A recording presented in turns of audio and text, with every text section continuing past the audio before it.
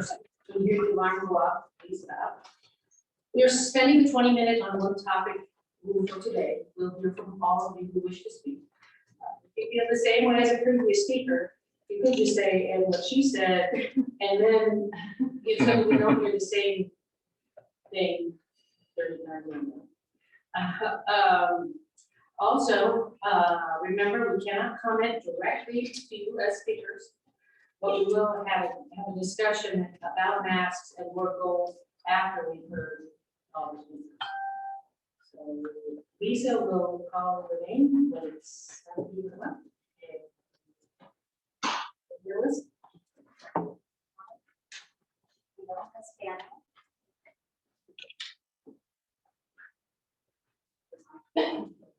When we talk, right?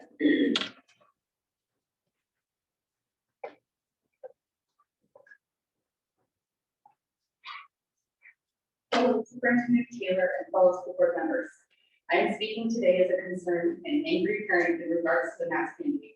I'm a preschool teacher who used to work at a center that had constant interaction with Lakeside Elementary Schools and always heard wonderful things about the district, and wanting what was best for my child, decided it was best to move into Lakeview. My son has only just started his time in the public school system last year on a district transfer because he needs the extra challenge of the Spanish immersion program. Lakeview has been nothing short of amazing. Ms. Arnold was always doing her best to update the parents with reminders of school events, fundraisers, updates on the constant changes over the year, and helping with the pickup line on rainy days. She's everything I could have asked for and more in the principal of my son's school. And his teacher I also can't say enough good things about. My son used to love going to school. He has always loved learning new things and seeing him being with pride when he came home and saw how proud me and his dad are of all his accomplishments was so rewarding. However, after school went from spring school to half days to full days, things changed. He started getting frustrated and overwhelmed by his emotions and would constantly remind me that he didn't want to go to school until Corona was over. All because of the masks. I reminded him that it was temporary and that this year, meaning the school year, things would be different and he'd be able to see his friends' smiles. He'd be able to hear clearly when his friends and teachers were speaking to him. He's learning a new language, and part of the challenge of doing so is being able to see the enunciation of the words and sounds. But as of right now, it appears the district intends to make a liar out of me and many other parents. I'm doing my best to try and help him through this because of the crap he had to deal with in regards to the mask last year. My 6-year-old is in favor. He's already getting mask anxiety, and he continues to ask me if anything's changed about the masks at school. I'm not only asking you, but begging you to make this your mask choice. I feel it's a fair middle ground for parents and teachers on both ends of the sides of the fence. It's not the magical school year kind of stuff that we as parents tell our kids to get them excited to go to school. We tell them they'll be able to laugh and play with friends, not be separated, kept distant, and muzzled. We tell them they might get a desk next to a friend, not a desk surrounded by barriers. We tell them they might get to work in small groups and learn how to work as a team, not stay separated and work independently on a screen for most of the day. This isn't supposed to be this way, and it breaks my heart for my child and all these other babies being used as pawns.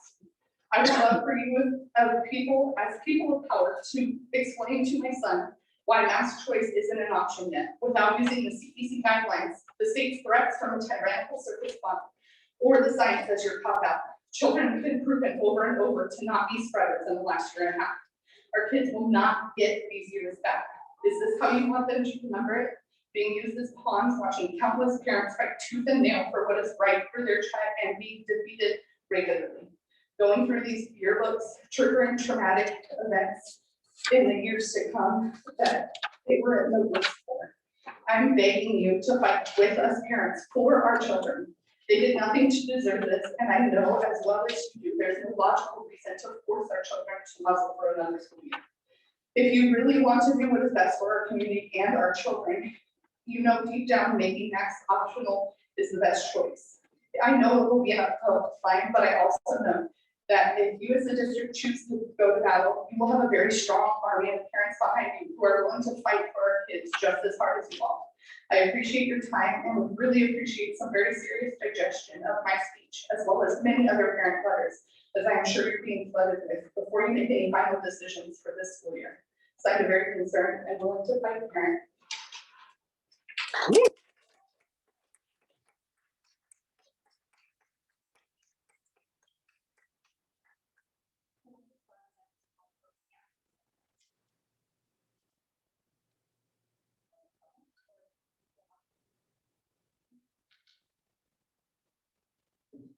Stephanie.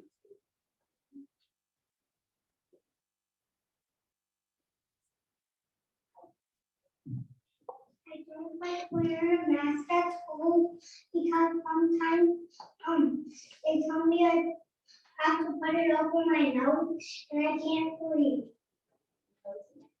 Angry.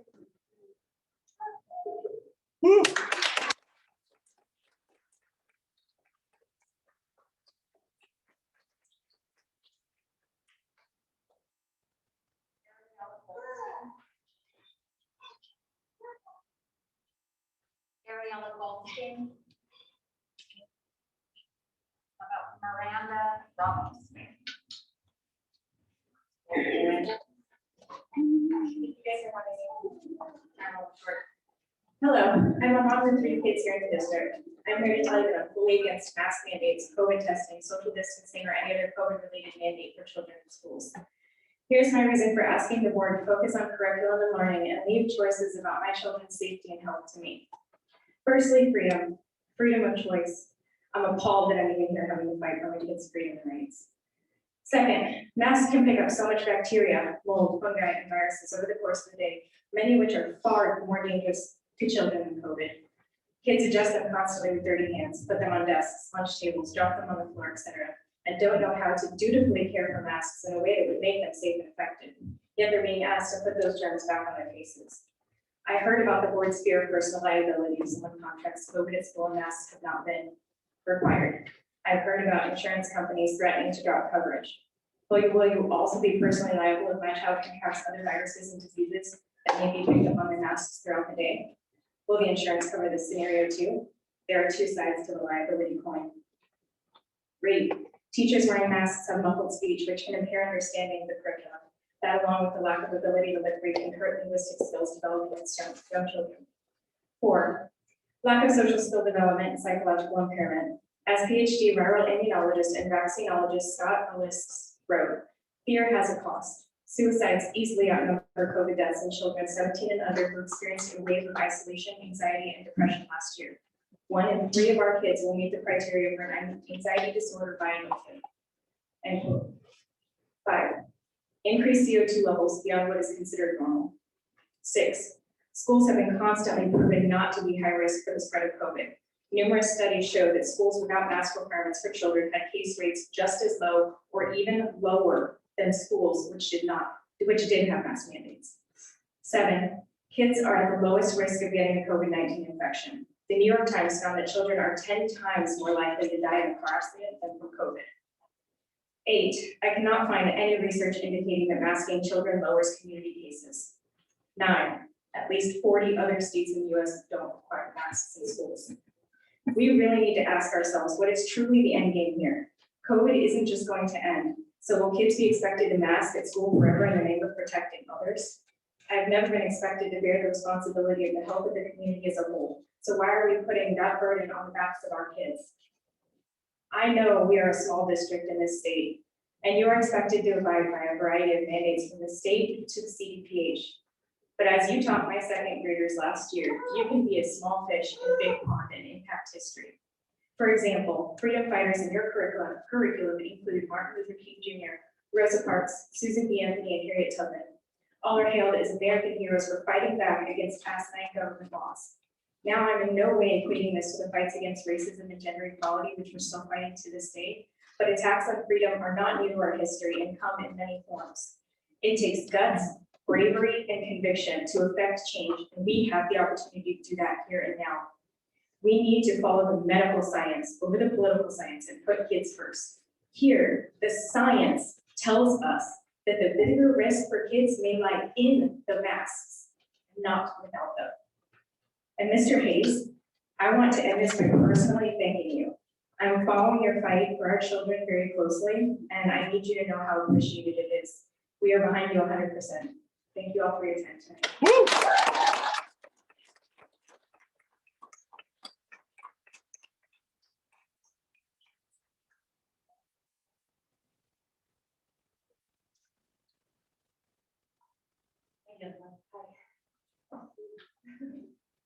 My name is Jennifer Ford. I'm addressing the board today in regards to the unscientific, unjust mask mandate I'm not going to stand here and tell you that my kid can't read, or he's depressed, or his rights are being violated. I'm simply going to highlight the fact that this mandate, not founded in scientific reasoning, is a violation of human rights, and an overreach by a government to push an agenda that has nothing to do with our kids whatsoever. California certainly doesn't have any problem using their kids in their political games. We've seen it time and time again in the past 16 months, that kids who do not, and probably never will really understand what is going on, are being used for political purposes and to exert power over people that don't believe us like that. Well, I'm here to tell you today that we are not going to sit back and let them win. That's where you come in. We understand the district, on a district level, the mandate is given by the state and enforced by the district, and the choices they give you are limited to enforcing that mandate. We understand in this respect the decision may be easy to make based on the consequences you may receive as a result of non-compliance. But you have a duty as mandated reporters to discern harmful situations and to make our children safe. This mask mandate violates not only their safety, it violates their voice, their common sense, and their reasoning, and the very things we as parents and teachers ingrain in them before they can be taught. If this were a parent unjustly covering their kid's face for no other reason than to make it known that they were in charge, your decision would be easy. Call the police, keep the child safe, no questions asked. I'm going to tell you better than them. Do not bend to their ridiculous mandates. Do not let them scare you into submission. Which can take consequences. Your parents, at least for me, would much rather have a district or board member that usurped authority because it was the right thing to do rather than yield to a mandate we all know is absurd. Be the bigger person, be the example that we know this district can be, and give our kids a school year that they aren't ashamed to look back on. Our kids depend on the board of people to know what is best for their well-being, not what is best for their pocketbook or the pocketbook of the district. Sometimes the right thing to do is the hard and more expensive thing to do. But again, I would respect the decision to confiscate shut it more than I would a board that is too scared to be on the other side. I can't see the state shutting down 15 schools that decided to speak for their children. And if they do, I promise you, we'll have an entire room full of parents who stand up for you to do it.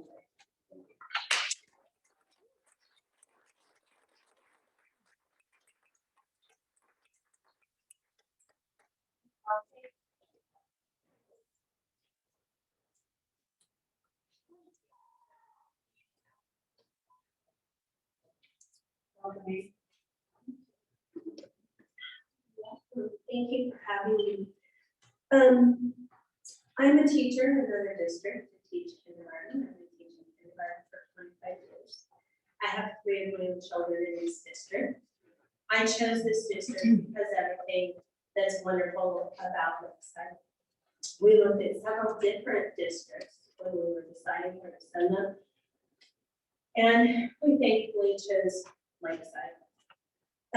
When COVID happened and everything was closed down, it really affected the mental health of my children. They regressed, they became sad, they couldn't see people, they couldn't have a birthday, they couldn't interact with anybody. It was very difficult. And as I told Andrew one evening when I met him out on the in the community, and he spoke with my kids, I was so happy and so thankful that you made the decision in October to have kids come back to school last year. It made a huge difference for our kids. And I want to thank you for being bold, championing for our kids and allowing them to come back, even at least part-time. And the district diamond, we didn't go back at all in person until you decided to go back full-time. That's when we started our team. And I see the difference with those kids and the teaching that went on, or lack thereof, versus what my children received here in Lusd. So thank you for that. I'm hoping that we'll do that again this year, that you will champion for them and let parents choose whether or not their child needs masks to come to school, or if they're okay with that one. On the papers that I have passed out, there's a graph, and it shows, like another parent here talked about, the non-mask mandated had fewer COVID than the ones that were mandated. And we all know this, me especially being a kindergarten teacher, you know, kids are touching their face all the time. They're having those little dirty hands all over their masks, and that's what's sticking. And so they don't have that mask there. You're teaching them the right protocol, how to wash their hands, how to sneeze, how to cough. What do you do when that happens? Then we have a little bit more control than this thing that's on their face all the time. Another thing that the parents have talked about is that there's a study out of Florida that parents sent in masks and had them tested, and that's the second page. There have been several people saying that this isn't a true gold standards test that they did, and this stuff isn't right. But let's just use our regular logic here as parents and as a mom. You know when your kids go outside to play, they eat lunch. I have my son's mask here that he wore last year, and this has been washed several times, by the way. But it's still stained from all the lunch, all the snacks, all the sweat, all of the everything that he had that day. And I'm like, I can't let you wear this. I've tried to wash it and wash it and wash it, and it just looks gross. Like, how is my healthy child breathing in the peanut butter and jelly and the chocolate or the honey or the sweat or the sand that's stuck in his mask that he has on his face? How can that be healthy for him?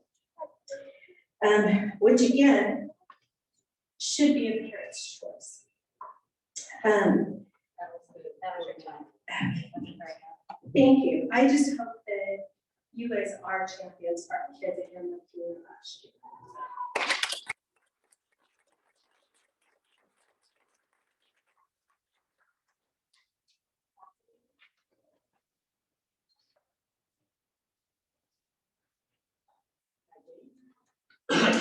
Well, nice to see all of you all again.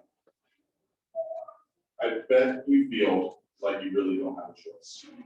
Honestly, when I look at it, I've read a lot of the literature.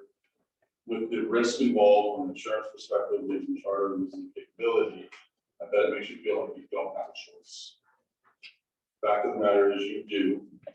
Other school districts have. They have chosen. Clovis has chosen. Orlando has chosen. Blue Alpine did, I don't know if they retracted. Other school districts in the state of California have chosen. Please choose to at least give our children a choice, give the parents a choice. Along with that, talking about you feeling pigeonholed, not having that choice from a liability perspective. Prepare the lawyers. I prepared mine.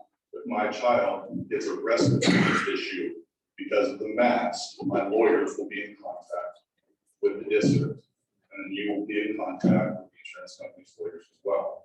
I will encourage every other parent with me that that's a situation that they've seen as well, that I encourage them to talk to their lawyers, like the previous person spoke about, two-sided coin. In addition to that,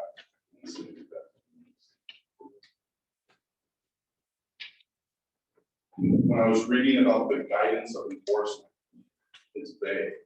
It's purposefully vague, in my opinion. I think there's a lot of leeway when you look at what and how you're going to enforce the mask mandate.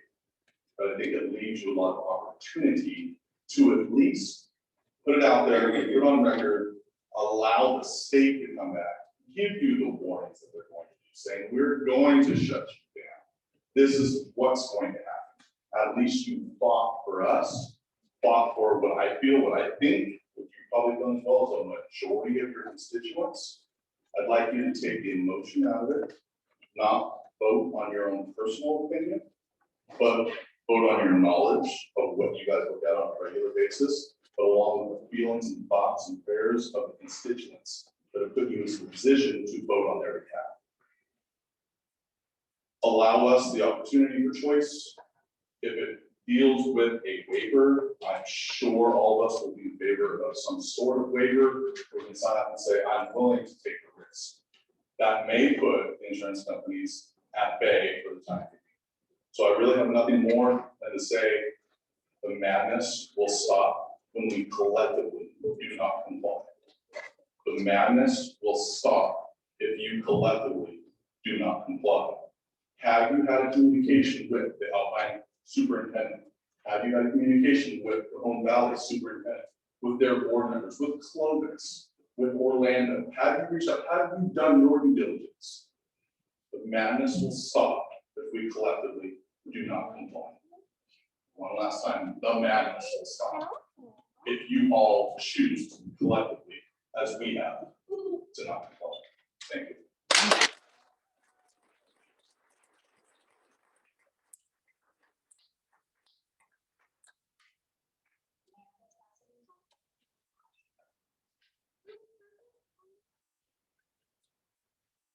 Everyone, my name is Morris Cassidy, I'm controlling the district, CB3. I wanted to just take a quick minute to actually thank all of you.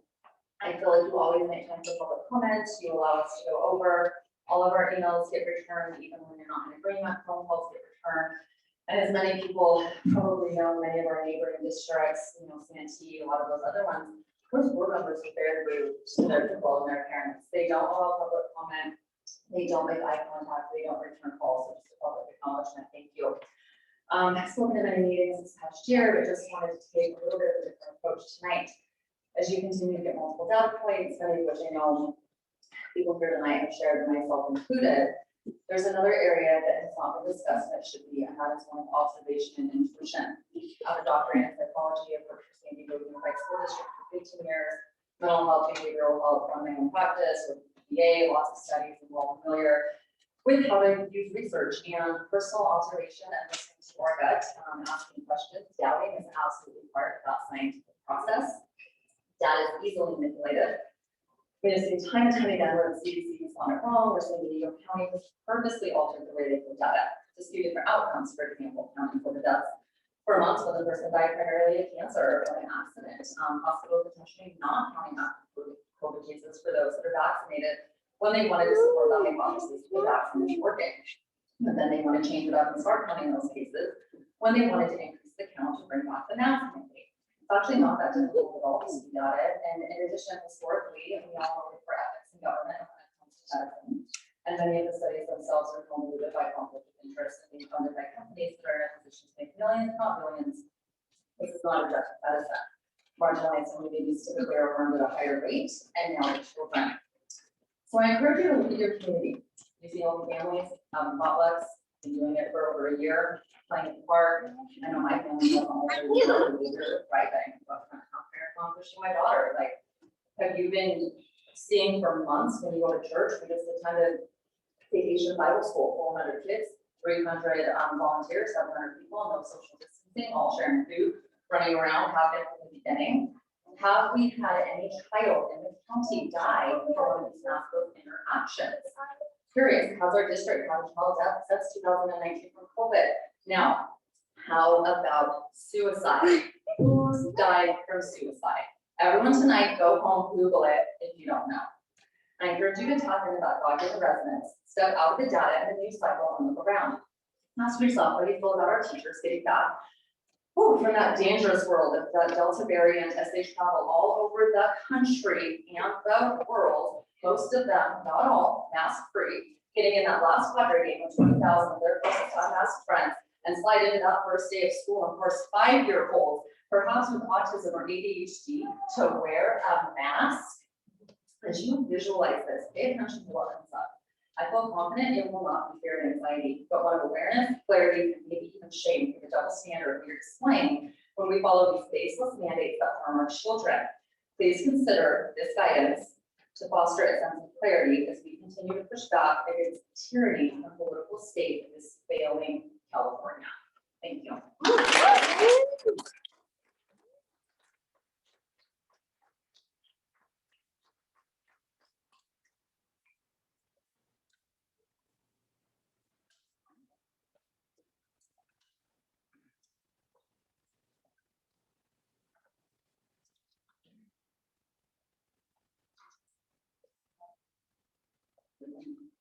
Good evening.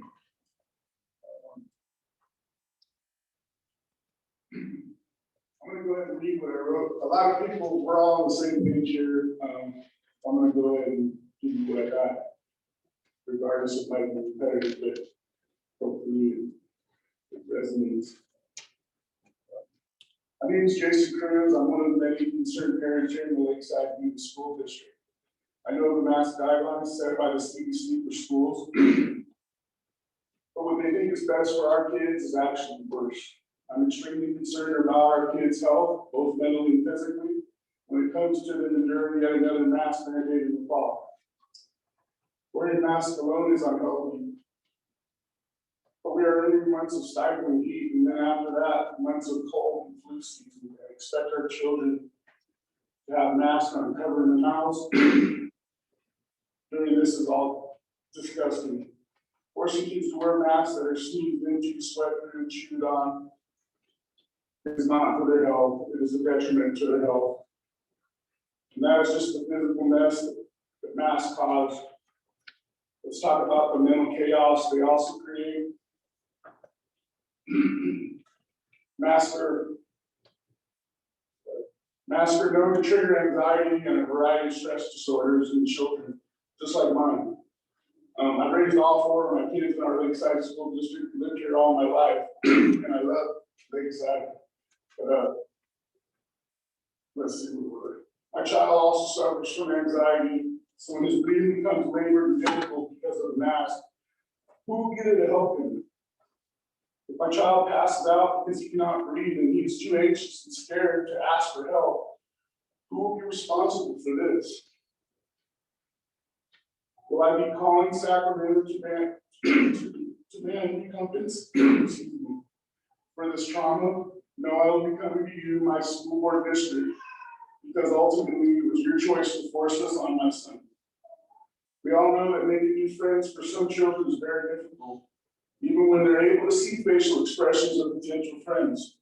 But when a child sees nothing but eyes staring back at them, it changes everything. How many friendship memories and connections have our kids missed out on because of this? How much more will we take away from them? They are only children for a short time. And to forcefully add this without it being medically necessary to one of the many other stressful things our children are facing on a daily basis at school is despicable. School is a place where they should be learning social interactions, not social isolation. I feel that all this will be detrimental to our children. I asked the school board, who is going to be held responsible if one of our children passes out from wearing these masks or begins to abnormally isolate from their peers out of sudden social fears? Does the school board not fear lawsuits from a parent able to? Could the board draw a liability waiver to protect itself if we want our children to be mask free? We should have that choice. Everyone should have the freedom to make that choice for their child in the future. Thank you for your time.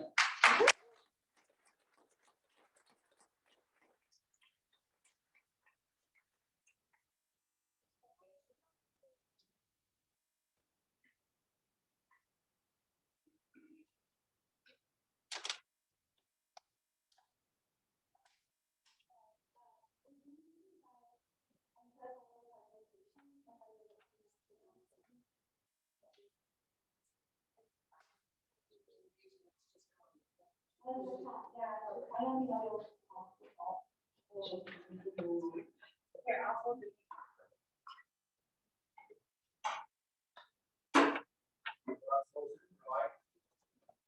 I actually don't have to talk a lot, so I'll let the pictures be talking for me.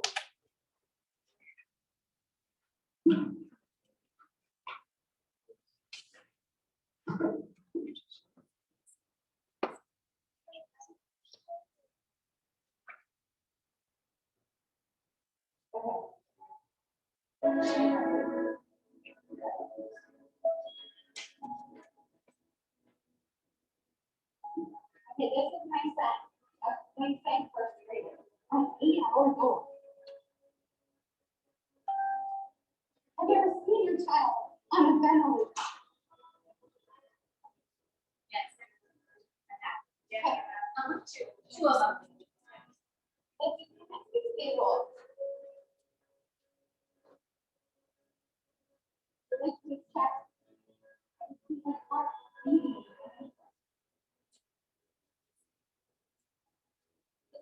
in July of 2020.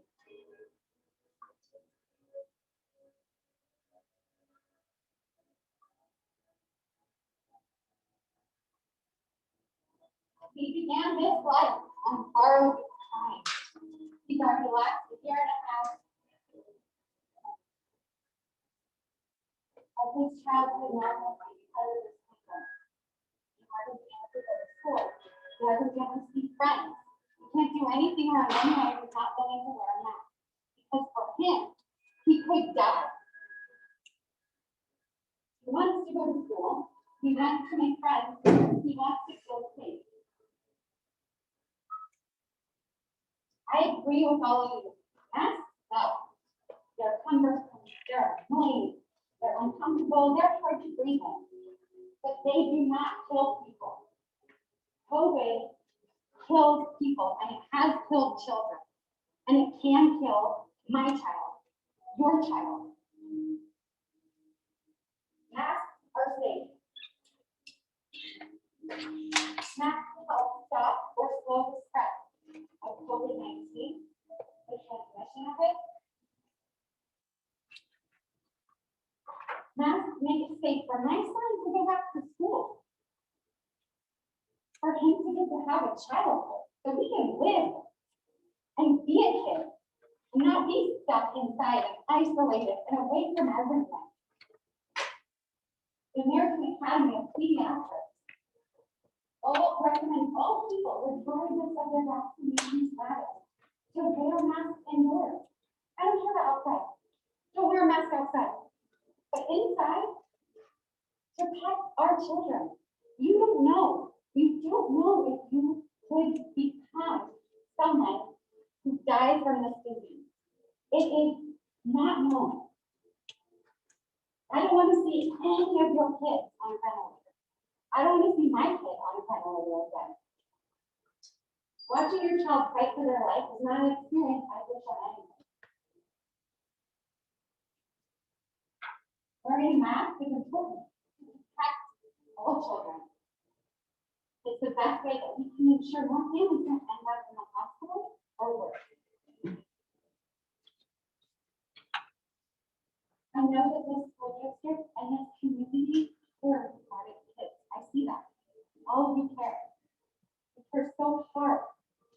But ask yourself, are we the community who protects those who cannot protect themselves? Or do we just wash our hands of them? When making your decision about your mask policy, I hope to remember that an educator's job is to protect children and create a safe learning environment for all kids, including the ones who are medically fragile. Including those families who have been fighting to live since the day they were born. Since they were 8 hours old. They've been fighting to live. That's all they want. That's my message.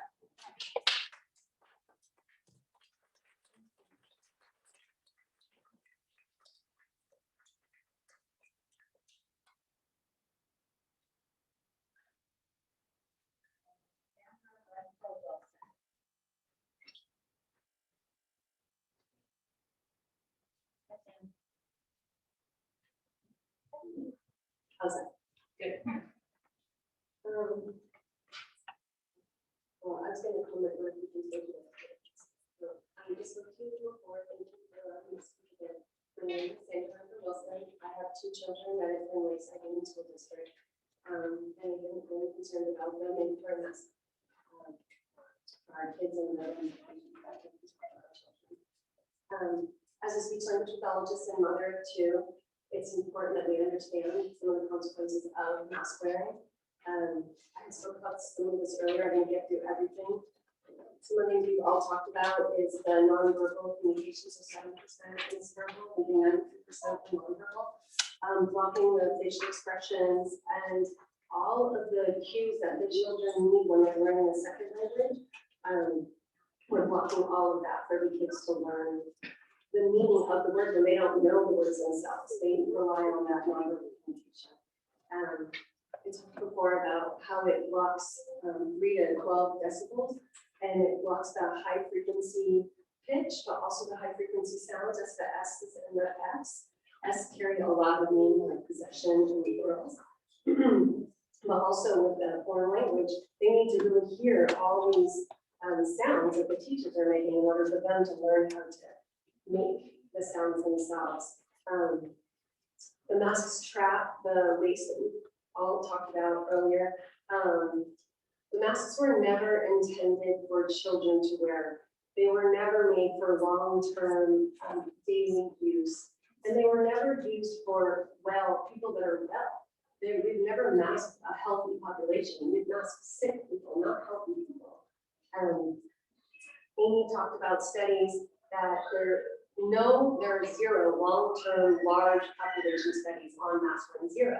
There are a couple of very small studies that have shown the mildew and the bacteria and the mold growing and causing illness. And like I said earlier, I've personally seen increased pneumonia in kids since they started wearing masks all day.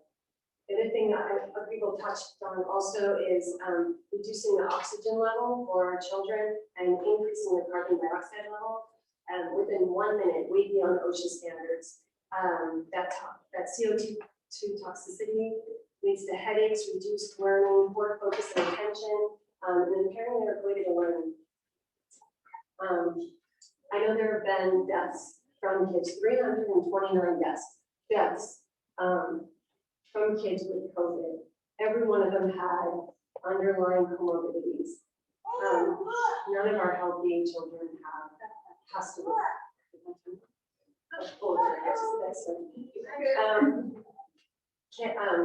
So I'm also asking, can we implement a waiver for our parents to sign that states that we understand the risks and consequences of sending our children to school without a mask and release the district of liability? I'm asking the board to protect our children and please vote to remove mask mandates and give parents a choice to send their children to school with their child. Thank you so much.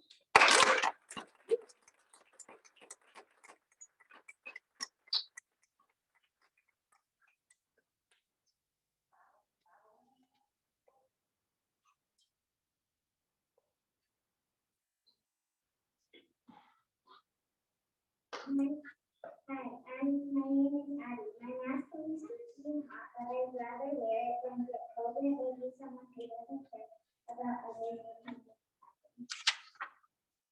It's okay for us. This is Harper. I just say that I know that masks are for some people, but I want to wear one to protect my family and everyone else's family from COVID. Thank you.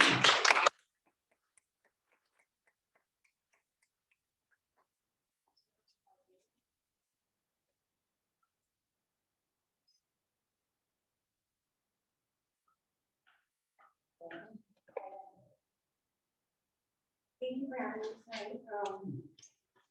I don't really have anything prepared and just gonna kind of speak as a mother in my heart. Off the cuff. I'm here tonight because I am against a mask mandate. For many reasons. The first being my kids go to elementary school. Absolutely love it. However, I have noticed a difference with my first daughter versus my kindergarten when we started. A vast difference. Okay, let me say this way. Have you guys ever learned a second language? If not, or if so, have you learned it from somebody wearing a mask? They're kind of hard to hear people. It's hard if you can't see their mouth. Now picture a child, a 6-year-old, trying to learn a language for the very first time, never hearing Spanish, never hearing Mandarin, and our teacher has a mask on. It is very hard for that child to learn another language with a mask on. Lakeside is well known for its immersion program. I know for a fact that Winter Gardens, their enrollment is lower. We lost a very amazing teacher this year. because enrollment was so low. She was teacher of the year 2 years in a row.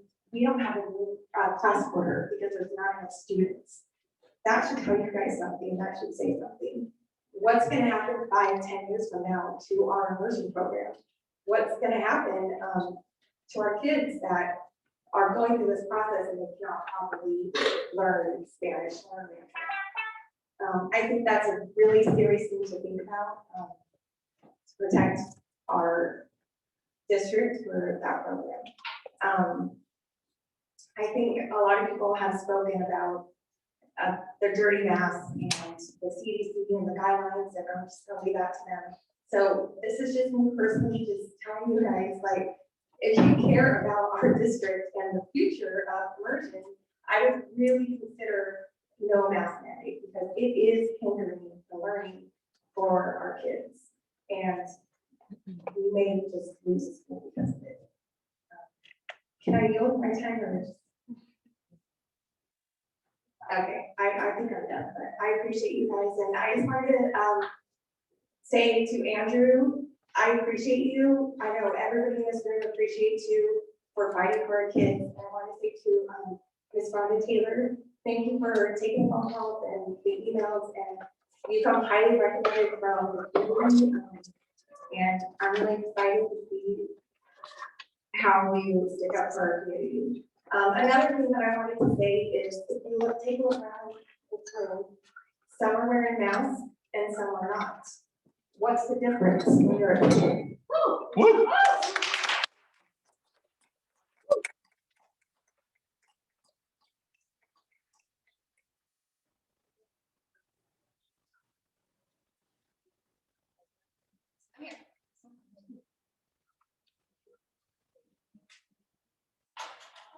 good evening, everyone. My name is Desiree Jamison. I just want to thank you for taking the time to listen to us speak tonight. It really means a lot. I'm just going to pray really quick that you open up your hearts and your minds before I speak. I'm coming to you not only as a concerned parent, but also 2 children in the district, but also as an educator. Until last week, I worked at a small private school where we never mandated the masks for not the children and for not the teachers. And guess what? Our students thrived, and so did the teachers. So I know this is possible. I say that so that you can understand that I know the position that you're in. So I'm just gonna get right to the point. I am making a plea to you today. So please use your conscience and think about your responsibility to these children. You have a moral and ethical responsibility, and I know that because I'm a teacher, to care for these children. And what's right is for the parents to be able to decide what's best for the children. Not a board, the government, or the CDC. With all due respect, I appreciate everything you guys do when it comes to our children. But when it comes to the choice of a medical device, which is what it is, on our children's face, that should be up to the parents, period. You do not get to make decisions for our children. We, as parents, every parent gets to make a decision on what's best for our own children. Especially when you know the facts. All one has to do is go to the CDC website to see the current statistics and data that prove children are not at risk. If you are scared, stay home. The rest of us should not have to live in fear because you are scared. It's not fair to our children. We've never done this to our children in the history of ever, and we shouldn't be doing this now. In addition, the CDC has flip-flopped so many times, I think we all can agree that they have lost all credibility. The only reason why this is going on is if it's a political agenda or for fear of not getting funding or for not following in line. Well, guess what? Our children are not toys. They are not pawns to be used in this political game. Where's the scientific proof that this is even necessary? There is none. There is none. In fact, there are multiple studies that have shown that there are so many side effects to putting these devices on your children. And if you want to make that choice for your child, fine. But as a provider for children, if I saw somebody covering the nose and the mouth of a child and stripping their flow of oxygen, I would call CPS on them. Already did. Already, I would have to call so many times, but now we're teaching our children that right is wrong, wrong is right, up is down, and down is up. It's not okay. So my question to you is, what are you going to do? Are you going to stand? Are you going to fight? Are you going to do what's right? Are you really going to listen to us parents tonight that have shown up today to fight for their children? I pray your answer is yes.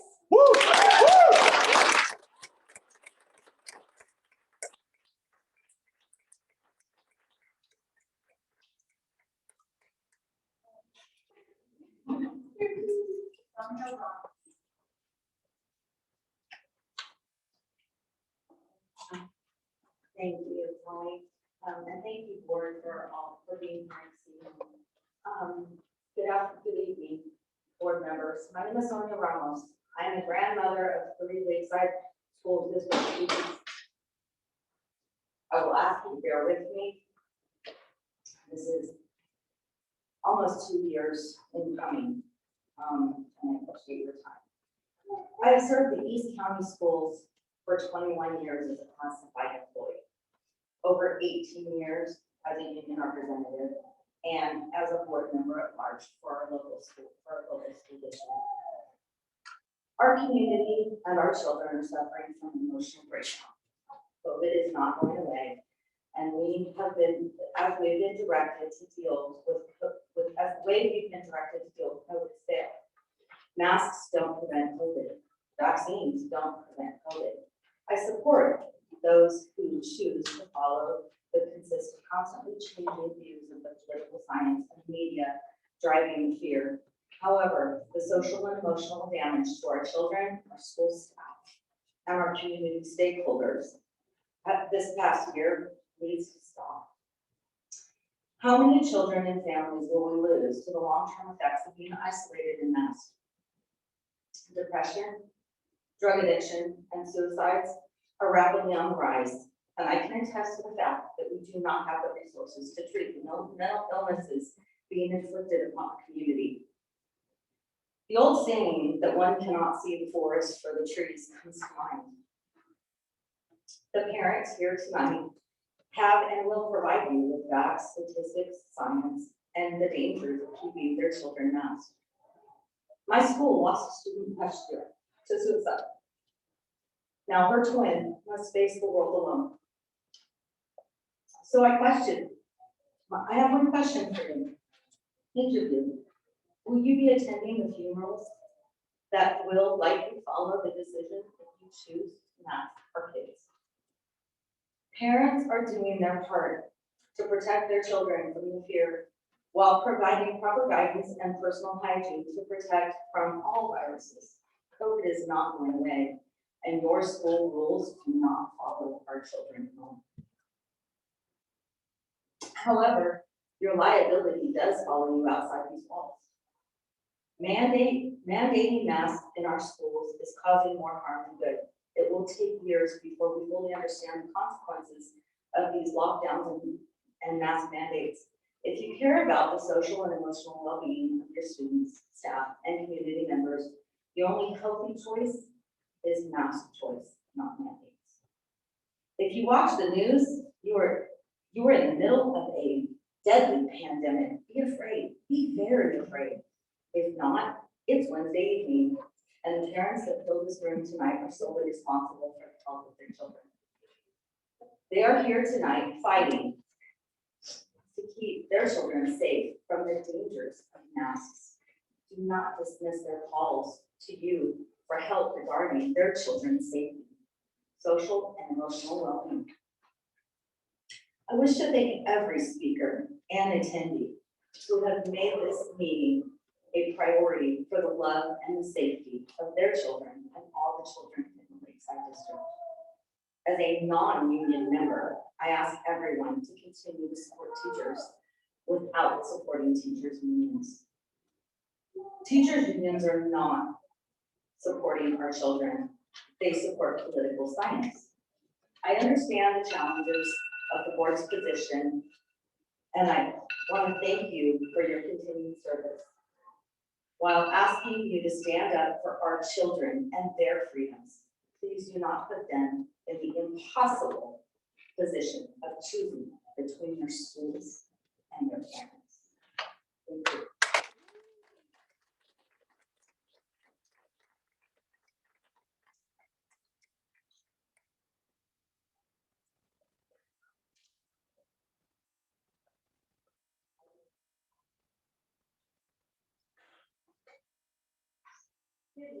Well, here we are again, reading, dissecting, and trying to understand the ever-changing world of the CDC. As we all know, masks are recommended for kids, the vaccinated and the unvaccinated because of this new Delta variant. It's the latest flip-flop in guidance issued by health officials. So far, inconsistency has been the only constant in CDC's recommendations, and true to form, the CDC has decided that its current mask policy, not to be confused with its previous and repeatedly revised policy, needs to be reversed again. From what we know, it's the Delta variant that is to blame. Because of this new rapidly spreading variant, the unvaccinated are at greater risk than ever. And since most school kids are unvaccinated, we must take extra obnoxious precautions to save them. At least this is what they tell us. It is the Delta variant's fault that we need to mask our kids as if their life depends on it. On the surface, that may sound reasonable, but in reality, it's not true. According to the California Department of Education's Back to School Strategies webinar, Dr. Bardock explains why children don't contract COVID as frequently as adults.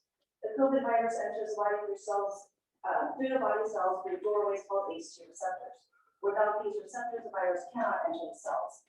The number of ACE2 receptors a child has is significantly less than that of an adult, so small that it prevents the virus from making most kids sick. It doesn't matter how many masks you put on the child, that scientific fact will not change, no matter what strain or variant may come along. Perhaps that is why less than 400 children have died from COVID in the last 18 months. A recent Johns Hopkins study found a 0% COVID death rate among healthy kids. What are we trying to accomplish by forcing our kids to wear masks? Reduce the death rate to a negative number? I don't know. If universal masking was based on science, anyone would look at this data and see that masking our kids is an unnecessary precaution, especially from a virus with a 99% survival rate. The state has decided what is best for our district without regard to our specific situation, but they have left the enforcement up to you. Will you choose to do what's best for our children, or will you choose to succumb to the fear tactics of lawsuits and loss of funding? Liability insurance and lawsuits are legitimate concerns no matter what your decision is made. You run the risk of lawsuits from parents and organizations that are for or against masks. Making masks optional could have legal consequences if a child gets sick at one of our schools, but the same can happen if masks are forced upon a child and they suffer heat stroke or anxiety attacks on the school property because of them. It's possible that the district's liability insurance could be canceled if masks are optional, but it's also possible that the district can find a carrier who will accept personal liability waivers instead of a compromise. No matter what you decide, the possibility of issues surround you. Students, parents, teachers, school boards, and districts all have something to fear when it comes to the important decision of mask policy. Understandably, the district is worried about what will happen if schools deviate from CDC guidelines, but as parents, we are worried about the consequences our kids will face if you adhere to them. Fear should never stop us from doing what is right. Let's stop this now while we still can. Fight for us and watch us fight for you. Protect our children and watch the parents of this community return that favor to you. Stand up and stand beside the people of Lakeside who depend on you. We are the last and only line of defense for our kids. Clovis unified, Modesto unified, and Alpine Senate, let's do it too. Because the health, safety, and educational future of our little ones depend on it.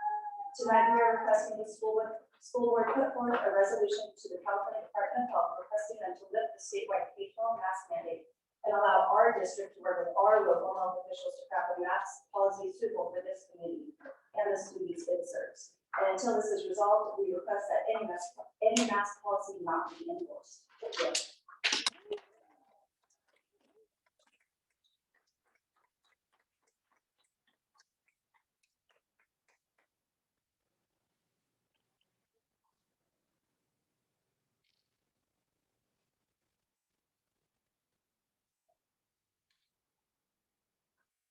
I'm gonna be in my morning. So I'm a parent, I'm a teacher, and I strongly encourage you to have a mask mandate. I have a 27-year-old nephew who's fighting brain cancer, and if COVID was to be brought home to him, he would die. I have an 88-year-old father who lives with me, if COVID gets brought home to him, he would die. In St. Louis right now, there are 20 kids in the hospital fighting COVID, 10 of which are in the ICU, fighting for their lives.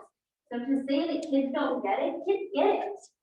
And if you decide to be wishy-washy and say, oh, you can choose to wear it, you're not protecting everyone. So, you know, I had stats and all of that, but I'm not gonna read all that I have because it's just been disputed and said that it's not true. So I feel like it's a moot point to even bring it up. Wearing a mask is not comfortable. It's not fun. But I'm protecting myself and I'm protecting you. When I go home, I'm not gonna worry that I'm bringing something home to my father. And I can say that there are teachers in this district who are very worried about going back to school if kids aren't wearing masks. Because kids get COVID. It's not the amount of adults that get COVID, but kids get COVID. And I don't want my daughter to be the one kid who gets COVID and dies. So thank you.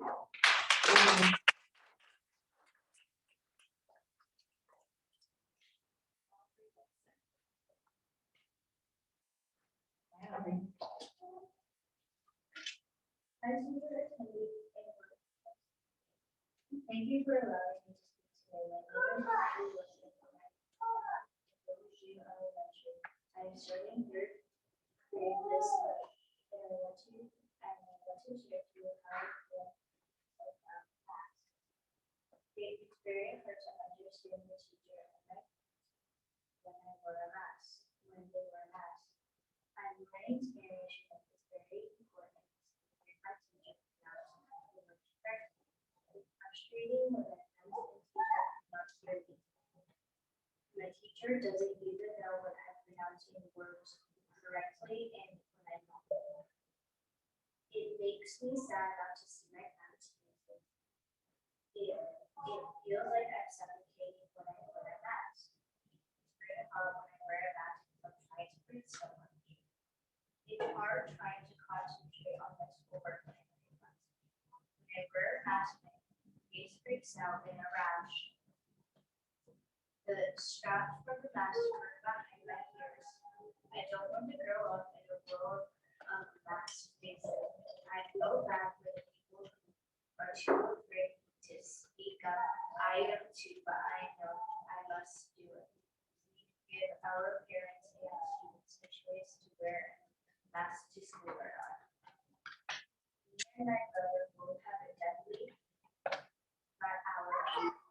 To sit at a separate table because we could die if we have any different mask. But all our students are still allowed to bring masks to school. Then what's the difference between wearing masks and nets?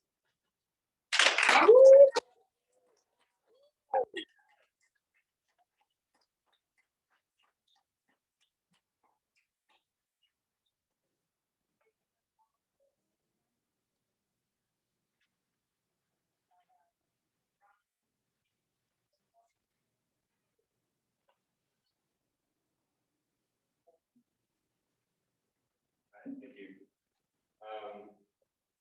A lot of the parents here have done a really good job of conveying stating the facts on how detrimental masks are to kids. I can speak for my son. We transferred him into your district last year because you guys were the only district that was planning on opening up anytime soon. And when you started in your district, your teachers are great. She caught a lot of learning disabilities that he had, and with the mask being mandated on him, it made it very hard for him to learn, and he's falling further and further behind. His anxiety has gone through the roof to the point where he has a panic attack when he doesn't have his mask when he's going to school because he's too afraid to get in trouble. I'm just here because I hate seeing my son have so much fear over something that the majority of kids do not have an issue with. The science is showing that up to 600,000 people have died in this country over COVID. They have died with 2 to 6 comorbidities, cancer, heart conditions. The majority of people who have died of COVID have had so many more, have had other issues that have them died, and the majority of kids do not have these issues. And it would be, I would like to, for our kids to have a choice to wear a mask, not to have the mask mandated on them. The mandates are just that, they're mandates, they're not laws. Laws are passed through the legislature of this country.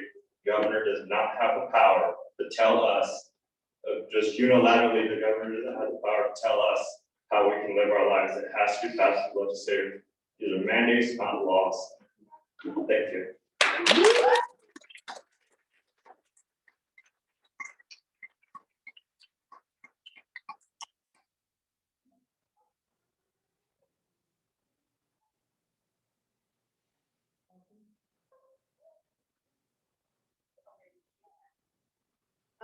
I think what we can all agree on is we want schools to stay open.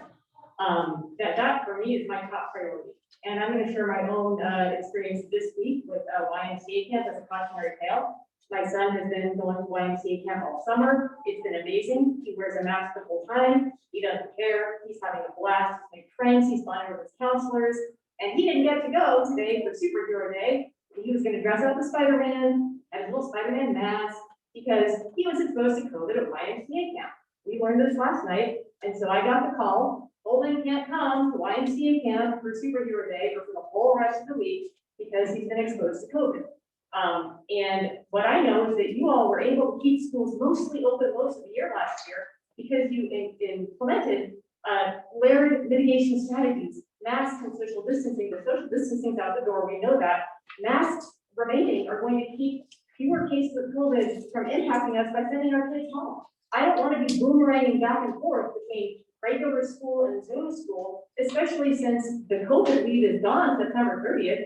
I had to call with HR this morning. Let's talk about COVID leave because my son suddenly doesn't have childcare. Hooray. That leave is gone September 30th. What am I supposed to do as a full-time working parent when all of a sudden my kid's coming home to do Zoom school? And that's just where he is for a week and a half. I also care about my freedom. I don't want the freedom to sit at home with my kid for a week and a half and lose pay because COVID is going all around the schools because we don't have kids in masks. So I think there's a pragmatic element that we really need to be thinking about. Moreover, the mask mandate is state law. So I've heard a lot of appeals to decide whether or not to have a mask mandate. It is not up to you. The law gives you the authority not whether to have a mask mandate, but how to enforce it. And enforcement isn't to tell kids you don't really have to wear it. And when you became school board trustees, you agreed to be fiduciaries of this district, which means you have a fiscal responsibility to keep the district sound. And if you do not follow state law, and children like the medically fragile kids we heard about earlier become seriously sick or God forbid die, you will be very fiscally liable. And that lawsuit will stick. That is not going to be a frivolous lawsuit. I also am really worried about teaching kids that you only have to follow the rules if you like them. I do not envy the teacher who tells the student, you need to turn in your homework, and the kid says, my family decided that homework assignment was tyrannical, and I don't have to do it, right? That's not okay. I want our children to learn to respect the rules and the laws of the society. We have a social contract. That is the fundamental basis of our country. My individual rights are a bubble that expand infinitely until they bump into yours. And then the social contract is the mechanism by which we negotiate where my bubble ends and your bubble starts. And in a representative democracy, right, that social contract is implemented through laws. And right now we have laws that say your right to have your right to not wear a mask extend infinitely ends where it bumps into the bubble of the other kid who has a right to go to school and be medically fragile and not die. Yeah, maybe it's only 400 kids. Do we not care about those 400 kids? Do we want it to be 401 with the 401st being in the Lakeside District? I'm okay being moderately inconvenienced and my son being moderately inconvenienced so other children, even if it's only 400, don't die.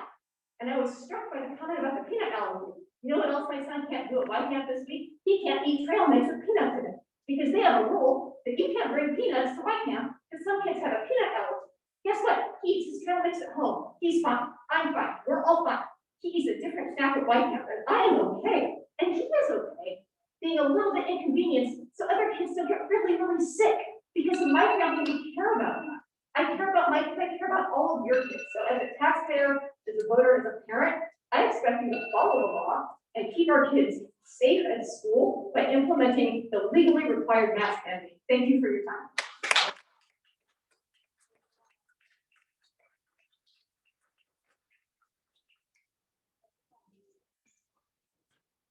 Welcome, Jessica. Thank you. Hard to go after all these people. My goodness, everyone is so excellent. First, I want to say thank you to all of you for allowing this time. You are one of the very few districts who is actually listening to what people are saying and the voices of the people. So I had correspondence with some of you via email, and I just really appreciate that. Some other districts that I have reached out to, because I am actually part of a very tiny district, not this district, but I'm here to ask for support from your district and from other districts, because like several people have mentioned, if we are greater together, if we work together, more voices is louder, and we can make change. And so as a smaller area, or a smaller district in this area, I'm hoping to have more support. I do want to just mention, just because it was brought up, I agree with the other folks before me on all of the things that they have said. The one thing that I continue to go through, that continues to go through my head, is the fact that, yes, my heart breaks for the children who have immunocompromised systems. My heart breaks for anybody out there, because there's something new to worry about. We didn't invent COVID, at least nobody here, and there's something different that they are going to have to protect themselves from, because I'm sure when the flu starts to kick out, I'm sure when there's a kid next, or next door to them that has strep throat or pink eye, they choose, it's an alert. And I'm sure the mother who shared her images, there's a trauma response to not wanting to have that happen to their child. And my heart breaks for that. But I will say that the masks that probably every single child and every single adult here is not going to prevent what is happening. And the person who spoke before me just proved that, because they're all wearing masks out there at YMCA camp, and yet they still can't go into that. Unless Governor Newsom wants to provide a N95 mask for every single child in the state of California, that's going to be fitted on every child. There's going to be a person who's in the school making sure they're fitted properly, making sure they're not touching them. What are the masks doing? The efficacy of the masks that we are getting, that we are sold, that you guys, that the teachers are probably standing at the door passing out, are not what's stopping COVID. And if someone feels more comfortable purchasing a mask or buying a mask that's going to protect them, because I am certain that the people in here who are wearing the masks are probably more protecting themselves more than they're protecting others. I appreciate that there's a thought for that. I don't need anyone to protect me. I am not afraid, because I'm healthy, and I know that that doesn't mean that other people don't have to deal with this, but that doesn't mean they have an option. They can get a mask that's going to protect them. They can get the right size, the right fitting, the right, and whatever, and whatever, and protect themselves. But to force our children to not be able to see other faces, to interact, to be able to see words, all the things everyone else said. Thank you very much.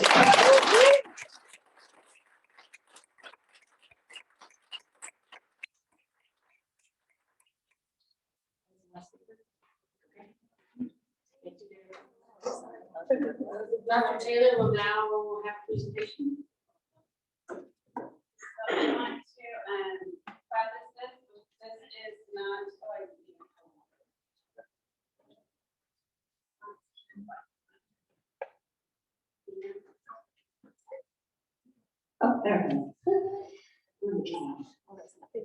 So I want to preface this with, before we have our board discussion on this topic, this is information that I think that the board should see and hear, and you guys are all here, so I want you to see and hear as well, so that you understand the most recent information that we're getting.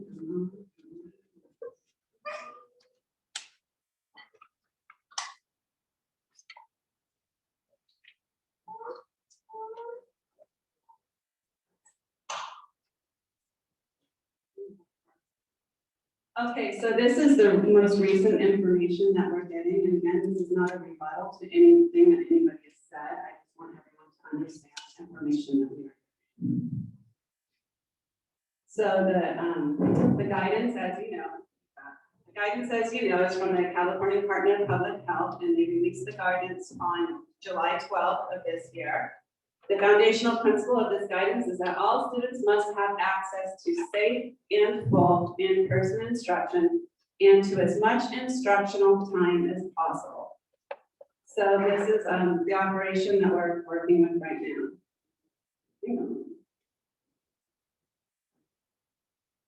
So what this means is that it places emphasis on the following principles. The vaccination, the guidance strongly recommends that all eligible teachers, staff, and students get vaccinated.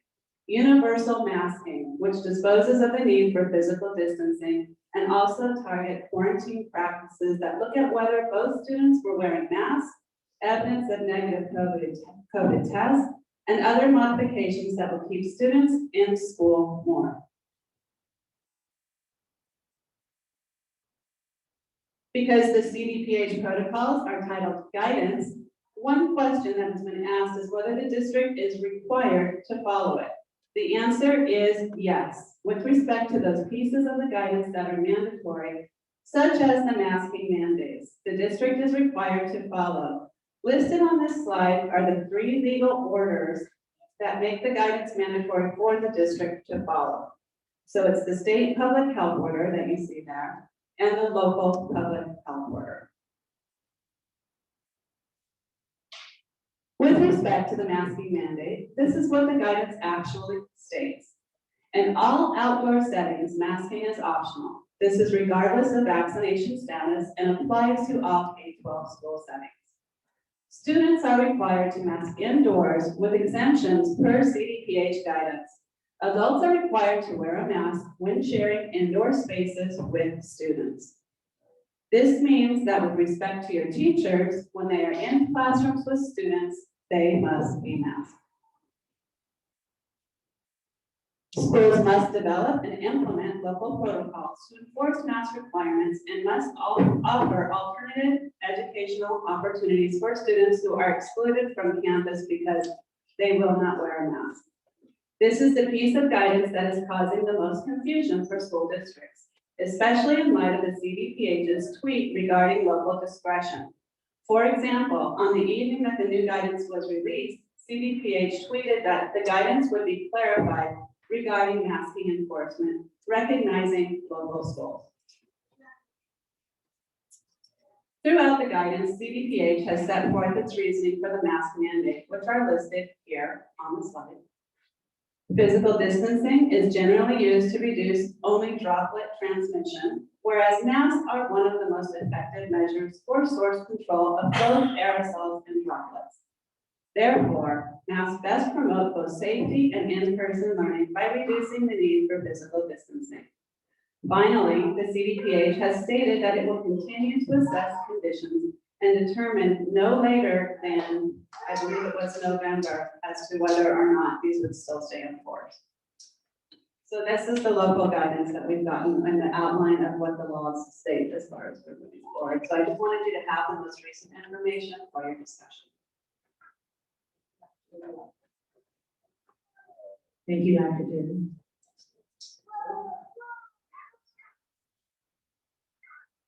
Would you like to speak first?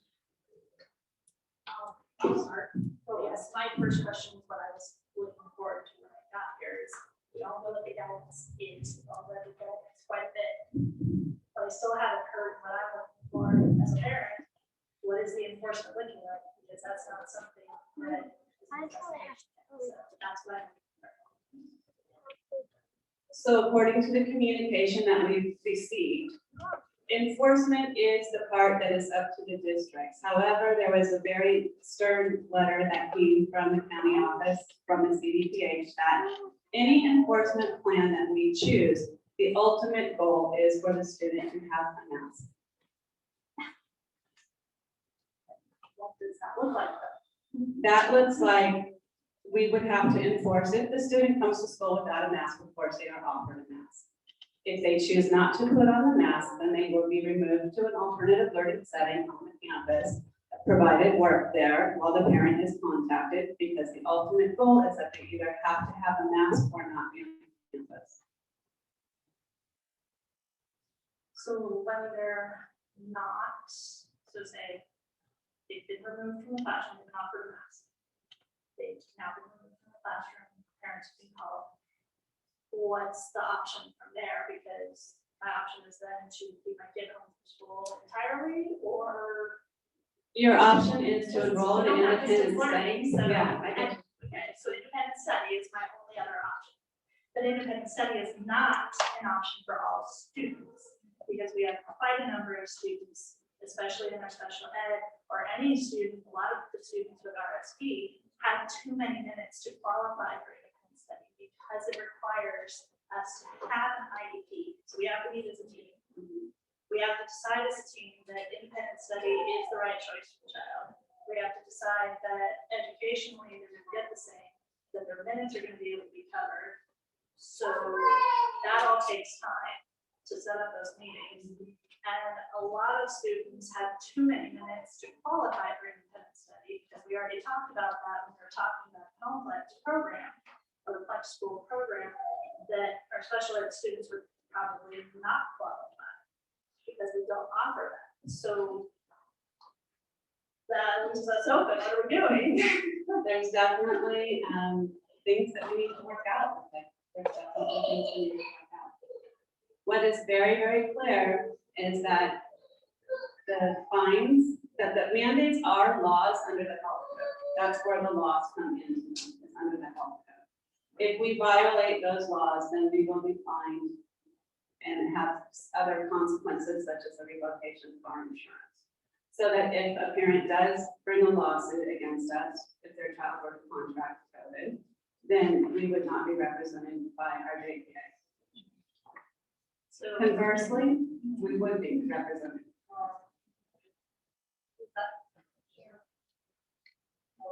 it is. Hearing those kind of stuff there. So, yeah, it just, I see us, we're sleeping, then open up for due process when they can't have independent study. We're still not offering that an option. It's not like we have distance learning like we used to. So, when we had distance learning, if you didn't want to wear a mask, or you couldn't wear a mask, because there are some that it's not a choice. They cannot physically wear a mask. Right now, the alternative for a waiver is to wear a shield with a drape.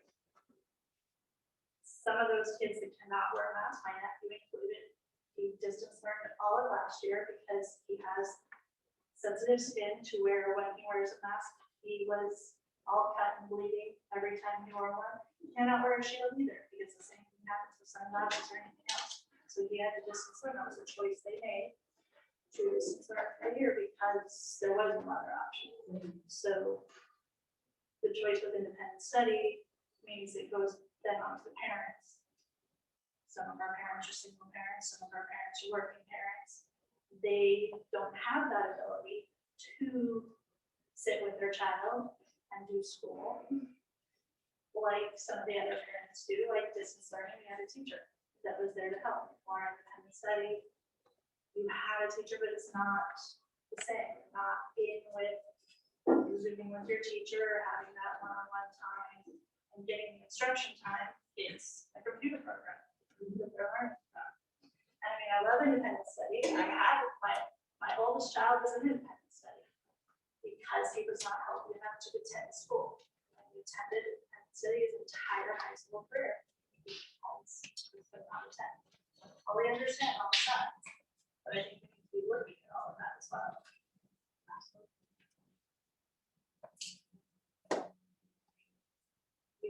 we've talked about this a couple of times, so I appreciate it. And I can answer a couple of those, certainly not all of them. I think that in our current independent study program, our complex, we do have students with IEPs. As you know, there are resource students that have less than 50% of their IEPs. So RSP students. We do have RSP students in our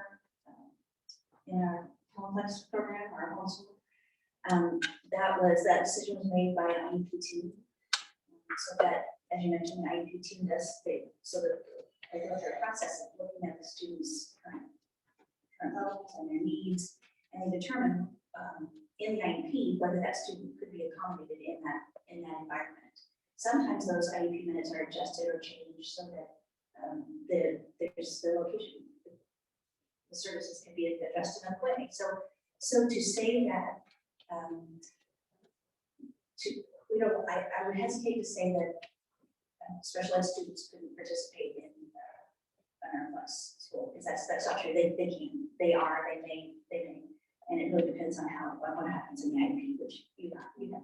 The other thing is, you mentioned, as an example, you mentioned that you're not going to ask skin sensitivity, and as Dr. Taylor mentioned, there are situations where students are they're just medically unable to wear a mask, and in that situation, they can get an exemption.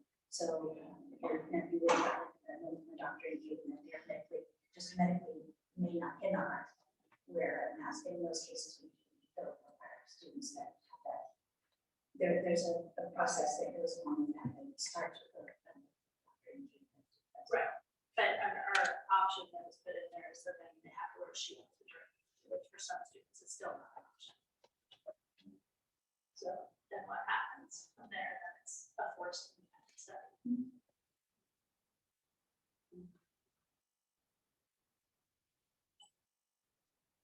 Well, thank you. First of all, I want to thank all the public that came and talked passionately and emotionally about your feelings about wearing masks. But as I look at it, we don't have a choice as a district. These are the guidelines set forth by the state, and we need to abide by them. One of you said, vote on your knowledge. I was a science teacher for 21 years in this district. I was a STEM principal in San Diego Unified. I was a science program manager for 12 years in San Diego Unified. And I beg to differ, but science is not a cop-out.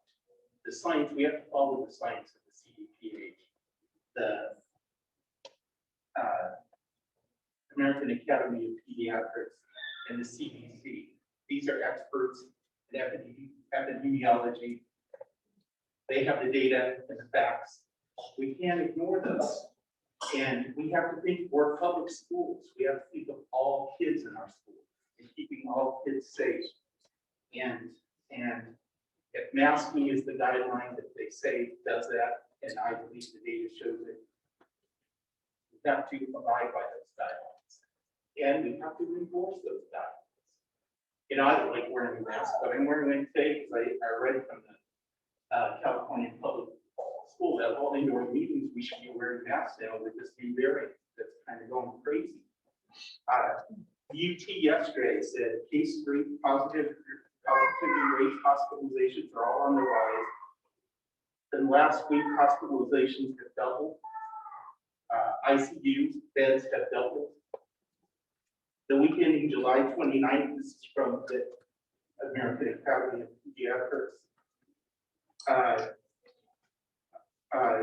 Weekend in July 29th, children were 19% of the reported weekly cases of COVID-19. I'm sorry, what's the death rate on the children? It wasn't a death rate, Right. It's a positive. Exactly. Rate. So so what I'm saying is we need to, kids are not immune from COVID. They have a lower rate of hospitalization, I agree. They have a lower rate of being put in ICU and of dying than other, because they don't have compromised, most of them do not have compromised. But we're here for all kids. And all kids are entitled to a public education if they have a health issue or they don't have a health issue. So, and kids under 12 can't be vaccinated. They don't have the choice, of being vaccinated at this time. So I think it's our job to make decisions to protect all children in school.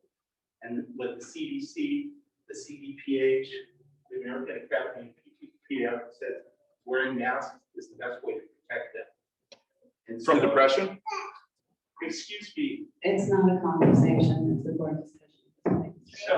so as on my knowledge as a science teacher, having a degree in science and listening. to Psychology? experts,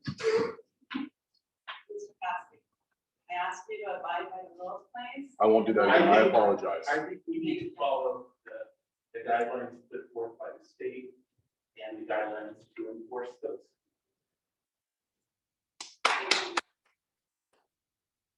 I'm gonna go ahead and speak now. One of the speakers said I care deeply. Well, I can tell you that I care deeply. And I take my role and my responsibility as a member of this board very, very seriously. I've said many times throughout the pandemic that the health and safety of the staff and students remain my number one priority, and that's still true today. As a district, we value parents' thoughts and input, and most things, but in this case, we have to defer to the CPH. That is what we are being told. That is that's the law. That's the way it is. Masks are keeping students in school safe, and that's the goal. We were one of the first districts to get back into school last September. I know some of you commented on that as well. And we were also one of the first to bring back full-time instruction for students in the spring. We want to keep the students in school in the safest way possible. Many South Bay schools have already begun their 2021-2022 school year. They are year-round down there. And there have already been outbreaks and the classes have been closed in the South Bay.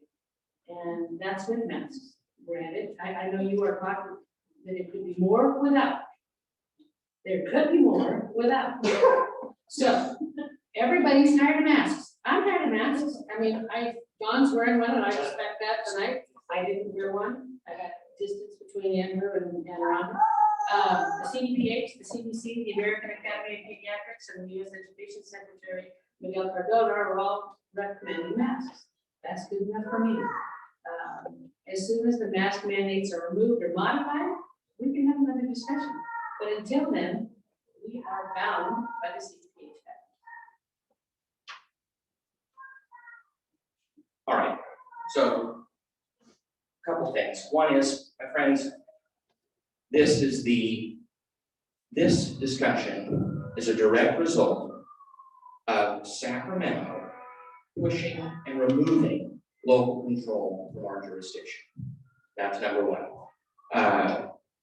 But that does not mean we do not have, in my view, a role to push back on Sacramento.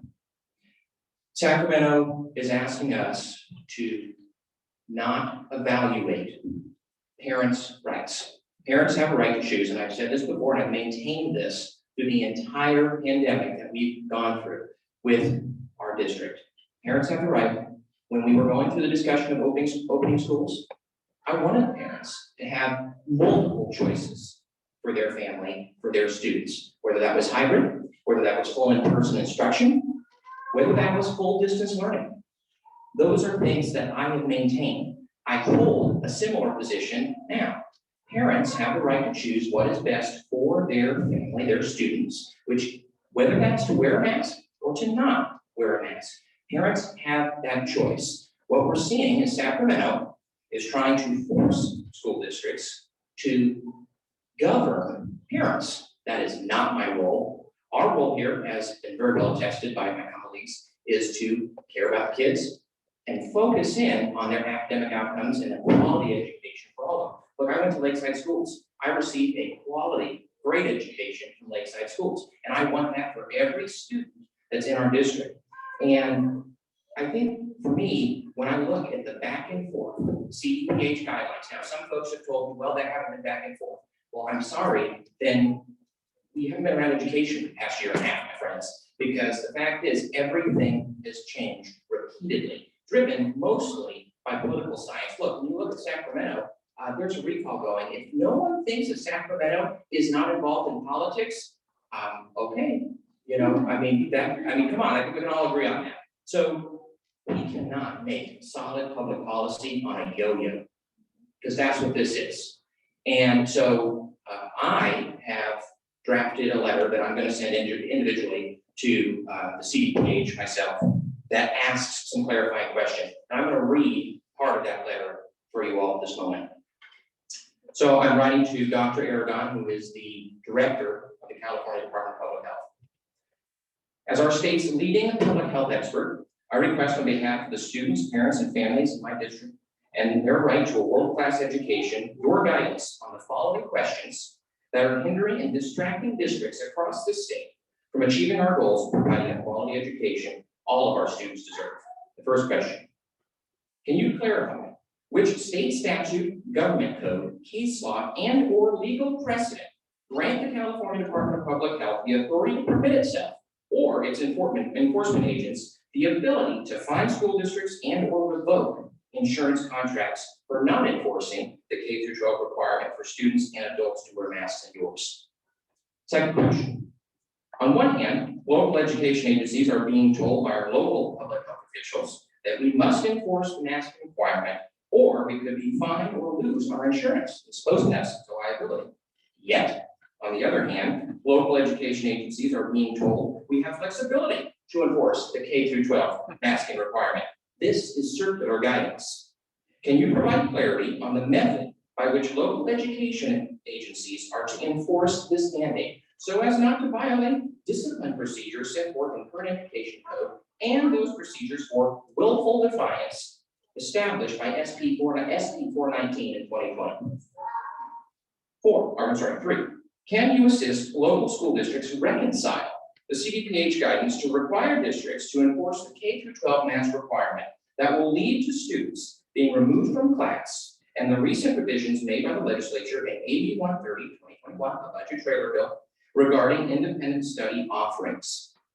Through this bill, the legislature, mind you, makes the laws, has expressed its intent that local education agencies should have flexibility to provide quality programs that meet the needs of all students and families. It is imperative the CDPH guidance be clarified to address this intent.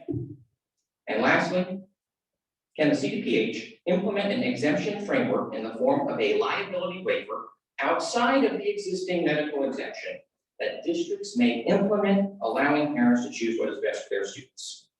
And I look forward to and respectfully request your response. I will be signing this letter myself. I would encourage any of my colleagues who would like to join me in signing this letter, let me know, and I will add your name and request your response. So that's my action. I think we are indemnified to push back on Sacramento and ask questions. That is our job as trustees. Even if we feel bound, we must ask. That's my view. And I know not everyone agrees with that view, and that is okay. But don't forget that these divisions are being pushed down by Sacramento when we could be having a discussion and asking clarity from our leaders who are placing these decisions. So that, I believe, is our job, and I will be continuing to advocate for that. Now, one last item before I allow other of my colleagues to have the floor. If any of you agree with me or not, would like me to ask a different question, or would like me to attach correspondence to the CDPH on your behalf when I send my letter, please do so and send it to me, ahayes@lsusd.net. I will send it on your behalf. That's what I intend to do. So I want to thank you all for your passionate discussion. It's very important to me to hear from our constituents, and I know my colleagues agree on that. So thank you. Whoa, that's outside. Woo!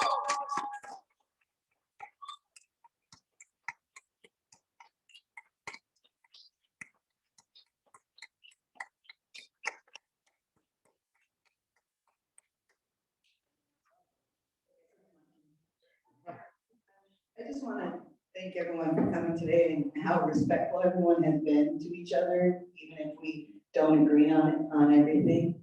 I too have lived my whole life in Lakeside, and I'm not a huge mask fan. I was very lucky that my granddaughter was able to go to in-person learning at a preschool for this whole time. Now, granted, yes, she didn't have to wear a mask, all the staff wore masks. But she also had to there was several times where there was outbreaks of COVID and she was at home for a week or 2 weeks and she also has been tested for COVID probably 7 times. And she's just turned 5. She'll be going to kindergarten this year at Winter Gardens. Very, very excited in the immersion program. And it's very sad that she's probably gonna have to wear a mask. So I appreciate everyone's comments here. I love being on the school board. I love Lakeside.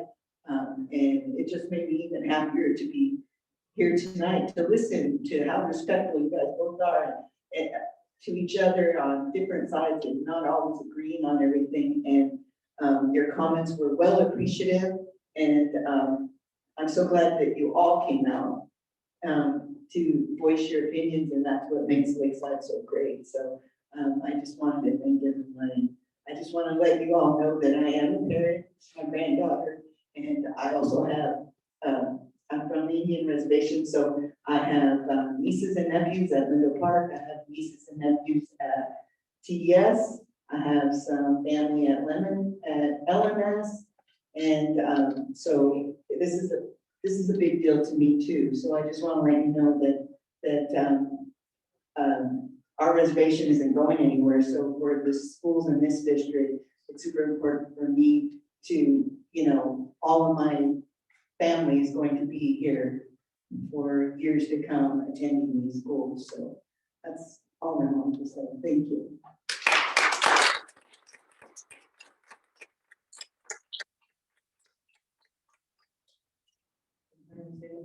Yeah, I want to thank Andrew for the letter that you put out, and we've all, and we talked about it as well. And I will absolutely sign on with you on that. I think it's very important that we asking those questions and having those discussions, like we're supposed to be having a discussion here and instead of everybody's making statements. And we're not having a discussion, and I guess I want to express a little bit of my disappointment that on the enforcement side of things, that we're not having more of a discussion and we're not having a vote on it, and it got changed to a discussion on statements. And it's kind of disappointing that we can have those conversations outside of a board meeting, but not in a board meeting. And it really frustrates me. I just want to say thank you to Andrew, and I look forward to him getting out there and doing more.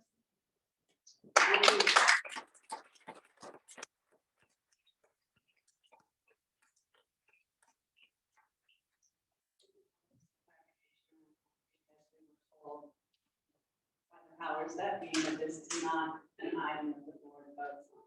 So in order to have the community voice heard and come in for us to address the concerns of the community or talk about it, present the presentation that I gave. That was what the importance was for tonight, just so that we're hearing you and you know where you are. Who are the powers that be, though? Could you clarify? I can clarify that it is, again, the CPH and our county office of education and our attorney. So that's. Said you can't vote on it. So it's not a votable item. Okay. So another district close by did jump out and vote. And if you read that vote, it says if we have the right, if we have the option, then we will offer choice. They don't have the option, so it's a moot point. Very strong of them, though. Okay. That conversation just clarifying our board members' concerning questions.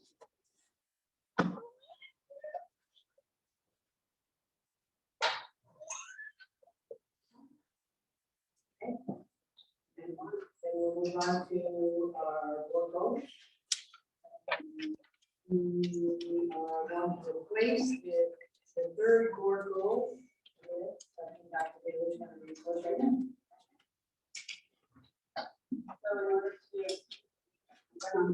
In order to align our board goals to our LCAP, we wanted to replace our, okay, so So circle number 3, my bad. The district and school sites will pursue purposeful and innovative instructional models to foster high levels of student engagement and ensure that all students are academically challenged. So we would like to change it from the existing one to, Maybe the physical environments to support student learning, students and individuals passion for the same, providing them students working on classrooms, we have types of seating and desks and things like that. And we accomplish that, but it's not to. No, I liked this new language that put forward with the word. I like the word engaging and academically challenging. I think that's very appropriate. Full of LCAP and in line with our LCAP, so I appreciate that. Yeah, I would just say that, I think that I'm glad that we talked about it and are doing this, because I think we do need to focus on building our enrollment. And I think, looking at different alternative ways to bring students to our district, because I think we're trying to compete with others to provide the world-class education I got. So I want to make sure that other students have the same benefits. So that is, I'm excited about our role. Also, this aligns with the, we have out there in front of the School of Arts and Science, where science has been bandied about tonight's meeting. This goal aligns with that too, both supporting the arts and the sciences. And just being innovative, I know that's something that when I wanted to join, that was something because kids don't learn like everyone else. Each child is learning differently, and by offering all different programs that we do, we're giving them the option to thrive, the ability to thrive, that even a traditional brick and mortar, a lot of kids don't. So by being innovative and offering all the programs we do, we're reaching out to those kids that would not necessarily thrive to be able to give them the opportunity to. It does, and supports kids learning by various modalities, like project-based learning, by passion, STEM, kind of stuff. Still allows for all the different things where parents get a choice of what kind of maybe pathway they want their kids to follow, or, so I think it really does align with that. Great.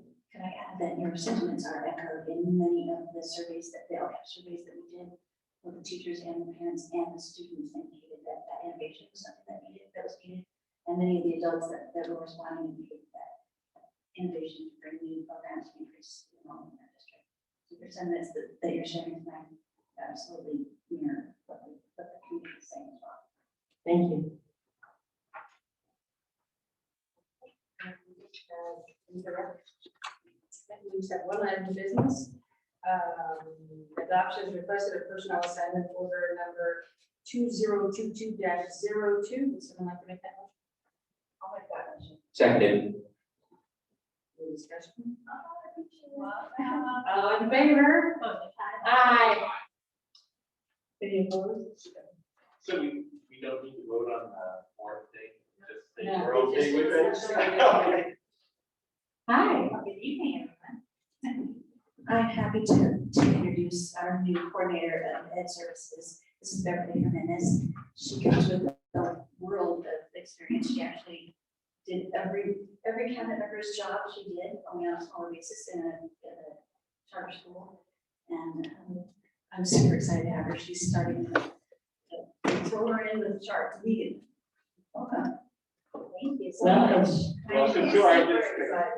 I am very excited. She already told me how excited. She was standing around back there looking at what she could already start.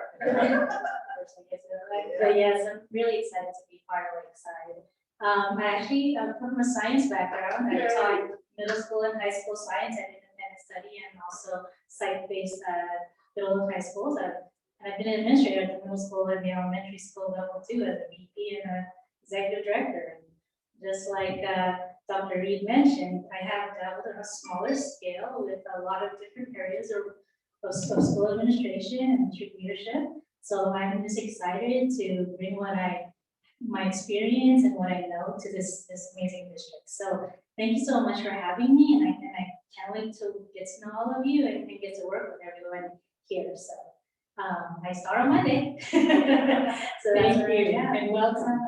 Welcome, you. thank you. Sure. And later date. Oh, at a later date. Thanks. Also, I wanted to ask, the meeting that's happening for teachers on the tenth. Are we going by, does it stay a little bit? Okay, and where's that gonna be held? That's gonna be at the On the press. It's starting at what time? 8. 8, okay. Yeah, so it's a scale up where we start very small with teacher and. You have a core leadership team, so it's gonna be expanding that. Okay. And then ultimately that'll culminate in a presentation at the August PD day. So it's just scaling a little bigger and bigger. So it'll be a smaller group, I think it'll be about 45 people. Thank you, Valerie. I thought I'd be stuff. Anything else? We are adjourned.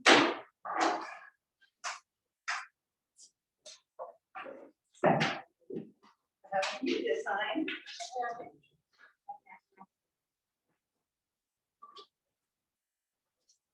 You're quiet tonight, Erin. We silence. I, pretty girl at 7 now. We made it back from morning.